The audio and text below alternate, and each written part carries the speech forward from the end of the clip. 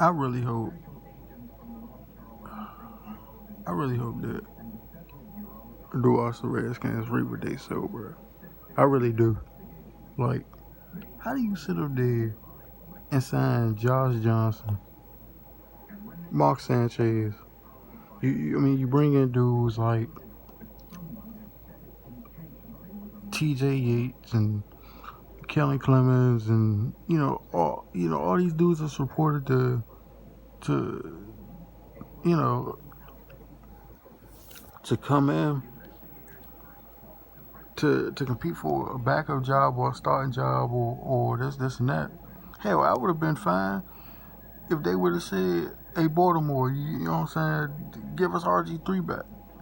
Even that, I'd have been fine with, cause I'm like, all right, at least RG3 better than them dudes. RG3 better than at what is he probably now? Like 60, 70%, 75, probably.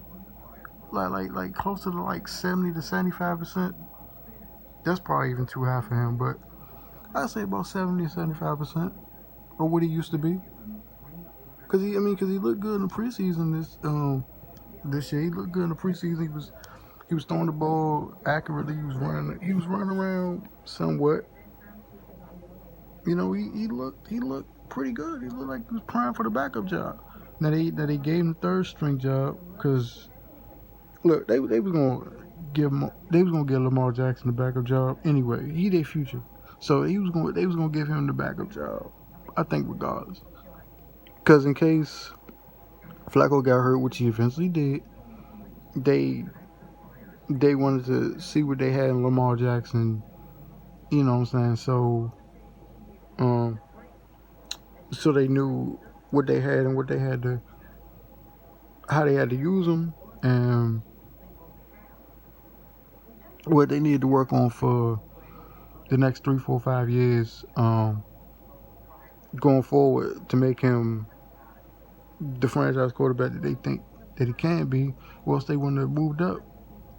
I mean, moved back into the first round to get him. So I would have been fine with them signing RG3 and just making it come all full circle. Like, okay, this used to be our guy. He did he did work under uh, Jay Gruden, which ended badly because Jay Gruden was an asshole. Like, he really didn't want to keep the dude in Washington. He wanted Kirk Cousins. He wanted the traditional drop back passer, you know what I'm saying, to run his offense through, which is fine. Kirk Cousins became a decent quarterback here when he played for the Skins and now in Minnesota. You know, and the results vary. It's a mixed bag. But I would have been fine with that. But to sign Josh Johnson, bro, after you signed Mark Sanchez, when Alex Smith went down. Now Colt McCoy, you know what I'm saying, the Thanksgiving game, everybody was like, but Colt McCoy was there for about 3, 4 years now. Like, I remember when they signed Colt McCoy. This is way before the whole cap shit went down and all that. This is like a year, 2 years preceding that. But I'd have been fine with them saying, hey, Baltimore, just give us RG3 if you're not going if y'all don't want to. You know what I'm saying? Give us RG3. But to sign Josh Johnson after you signed Mark Sanchez when Alex Smith got hurt and then they promoted Colt McCoy to the starter and then you signed Mark Sanchez as a backup. Now Colt McCoy injures his leg Monday night. He possibly done for the season. They say he could come back in the event that they make the playoffs. But I got them. I know one of my coworkers. He said, man, he got the Skins losing out. He got them just flat out losing out. Cause what, they got another game. What? I think they got another game against Philly. Don't quote me on that. They got another game against Philly. This their last 4. You got another game against Philly. I know they got India. I think they got Indianapolis, Jacksonville, and then like the Giants. I know they play the Giants next. Um, I can look up their schedule and make another video, but I'm pretty sure that's their last four opponents. And Mark Sanchez, Mr. Butt Fumble himself, is not a good quarterback. He ain't been a good quarterback since his first 2 years in the league, and even then, I don't even think he was really a good quarterback. Now, I think the year after they went to the second AFC Championship game, and he busted up his shoulder, he messed up his shoulder, and he was hurt for most of the year. No, excuse me. That wasn't the year after that second AFC Championship game. I think the that year he was healthy somewhat. I know he had some injuries, but he was healthy somewhat that year after that. And then the year after that, he hurt his shoulder in training camp, and then they started Geno Smith, and that became the Geno Smith era. But Mark Sanchez has never been a good quarterback. Got cut from the Jets, signed with Philly, and he was average there. Went to Denver. Denver didn't want him, and it is what it is. And he was on the street. Dude was on the street. I mean, he was damn near retired. Like, what nobody calling Mark Sanchez phone? Oh no, hold on. Then he played for the Cowboys, 2016. So yeah, we signed him, and he played for us for like a year. And then he signed as a free agent in Denver when he thought he was going to have a chance to start for the compete for the starting job. He lost that job, and I think he got cut. And he was afraid to sit on his couch. He was at home. What nobody calling Mark Sanchez phone, bruh? And then the Redskins signed him pretty much out of desperation, which is fine. Mark Sanchez got some experience, but experience don't always mean you got the most talent. Mark Sanchez is trash. I mean, so I was cool on that, but come on, bro. Josh Johnson, a dude that ain't thrown a pass since 2011, a dude that ain't played since 2013 or been on the roster since 2013. I mean, they can hide behind the we signed a black quarterback thing, but Josh Johnson is trash. I just looked at the segment on Undisputed. Shannon Sharp was talking about the dude. He played for 12 teams. Played for 12 teams. Like, the dude is garbage. And I get it. He played under Jay Gruden when he was in Cincinnati, and he was the offensive coordinator. But come on, man. Come on. You got 4 games left, and you still in the hunt for the playoffs, bro. And you give up? Because that's essentially what they did. They gave up. They gave up. They said, "No, we don't want you, dude. We better off with butt fumble and a dude that ain't played in 7 years, and we gonna ride with that." And I started before that was another top 10 pick by the lovely Cleveland Browns that fizzled out, and you know what I'm saying. Only reason he got a second chance at some type of a career was because Washington, you know what I'm saying, needed a backup at the time, because I forgot who they had at the time, like, as a backup. I think it was like Rex Grossman or somebody. He was terrible.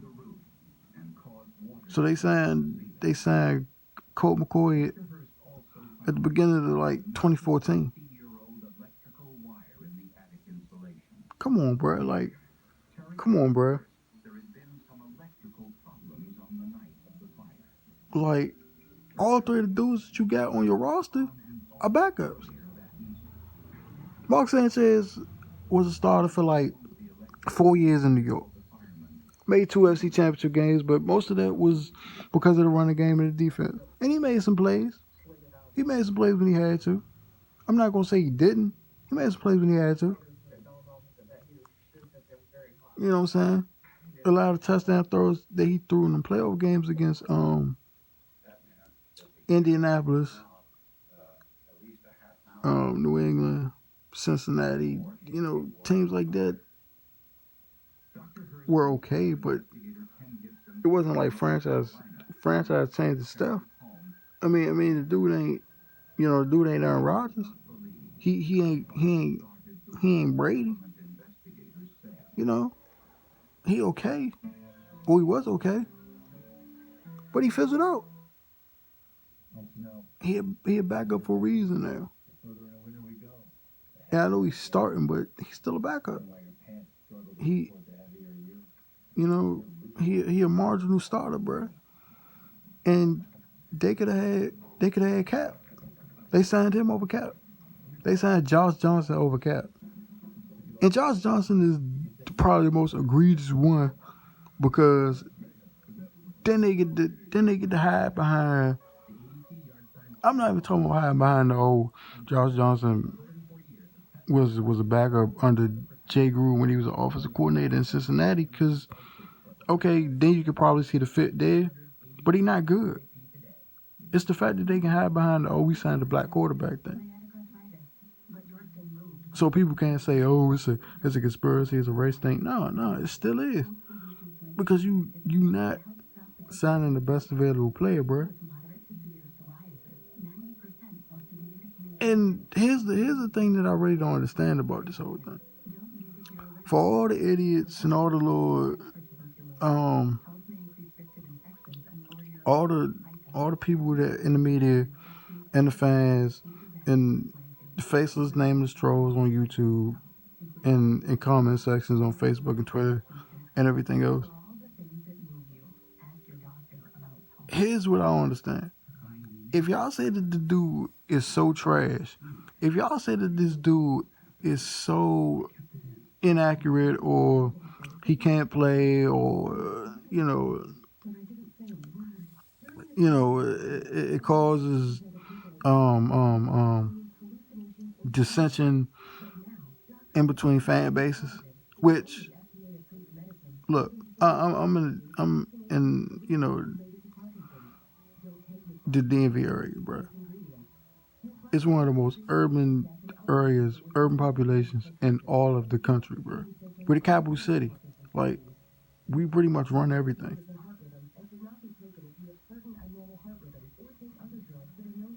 Like,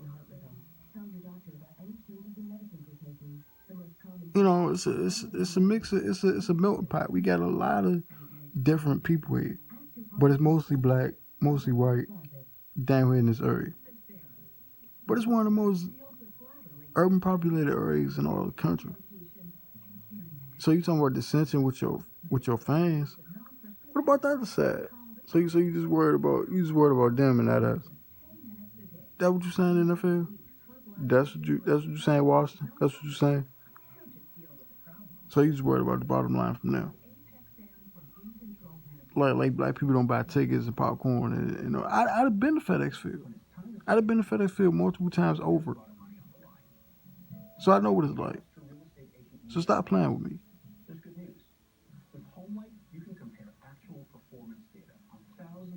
And if this is what I don't understand.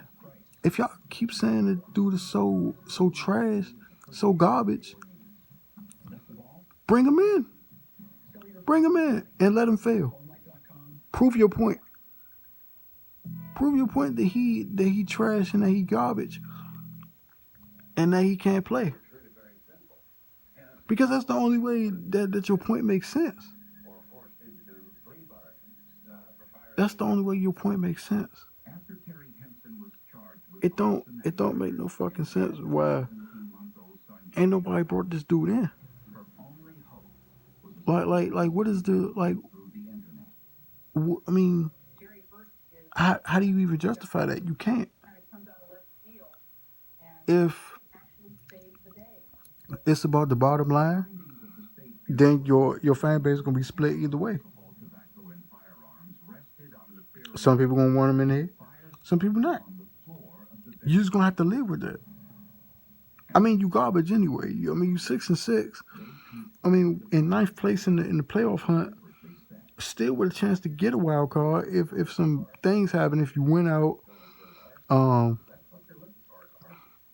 Dallas and Philadelphia lose a couple games because Dallas in first place right now is 7-5.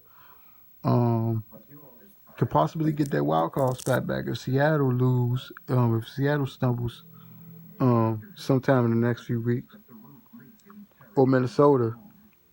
Um, and they just lost last Sunday. So I mean, so you still got a chance at probably what the fifth, sixth seed, maybe the fourth.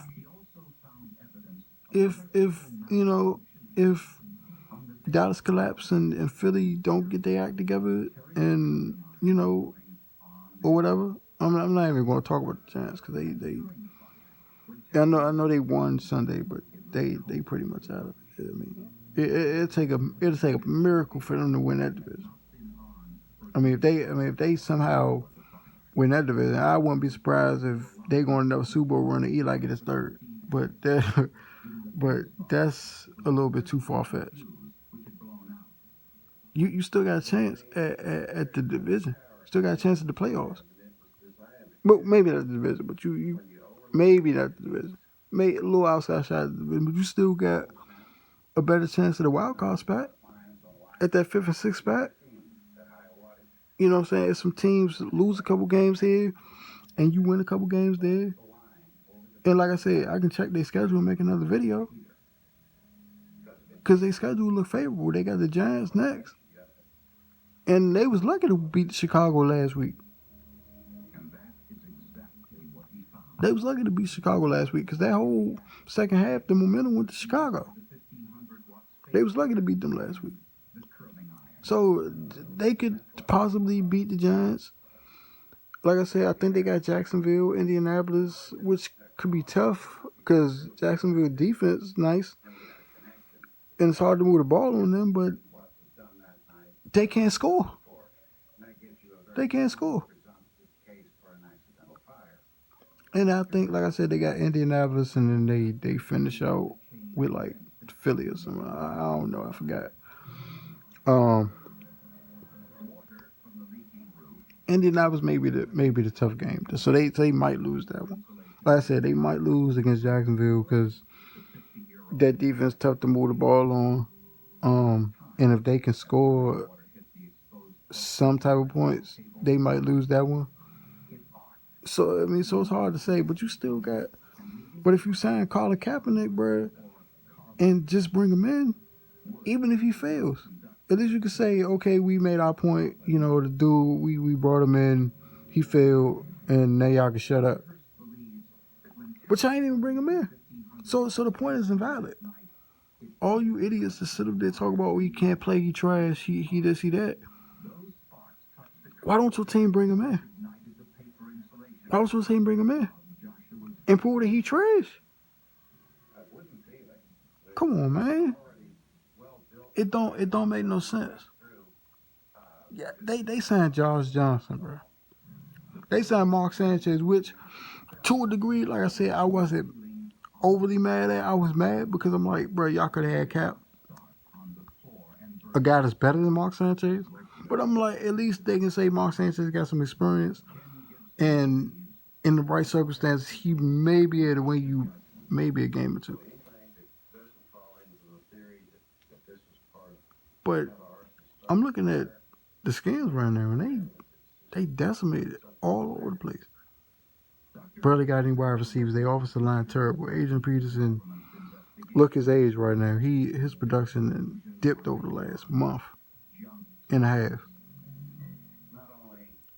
which is exactly what happened to him in Arizona last year when he had that hot start and everybody was like, oh, AP can still play, AP back, and then he was going 11 for 35, um, 12 for 46. You know what I'm saying? 8 for 29. You know, 8 for 29, and didn't get no more rushing attempts after that. So come on, man. His production dipped. They ain't got no wide receivers for real. They ain't got no offensive line. So, I mean, in some circumstances, you can say, well, that's a reason for them not to bring him in because the team's so terrible to make him look bad. But this same dude that threw 16 touchdowns, 4 interceptions for a horrible 49ers team coached by Chip Kelly. 16 touchdowns, 4 interceptions on a bad 49ers team. A 2-14 49ers team. Only team that was worse than them that year was Cleveland, and they went 1-15, I think, or it was the 0-16 year. That was the only team that was worse than them. And he threw 16 touchdowns, 4 interceptions with no wide receivers, a bad offensive line, an average running back in Carlos Hyde. I mean, just to put that in context, that same year, you know what I'm saying, the Cowboys, when Romo got hurt and Dak Prescott was starting his first year and he was making a name for himself, he threw 23 touchdowns and 4 interceptions on a good Cowboys team that won 13 games and got the number 1 seed in the playoffs. He only threw 6, 7 more touchdowns on a good team? Come on, bro. You can't tell me that Cap don't deserve a job. You can't tell me that Cap don't deserve a job. When a rookie quarterback, his first year start, only throw 7 more touchdowns, and he was a dark horse MVP candidate. He was in the MVP race for some of the year because of them numbers. He almost threw 30 touchdowns a year, but he only threw 23. 23 touchdowns, 4 interceptions. That's only 7 more than Cap, and he was on a good team that won 13 games. Cap was on a bad team that won 2 and had that type of production. So come on, man.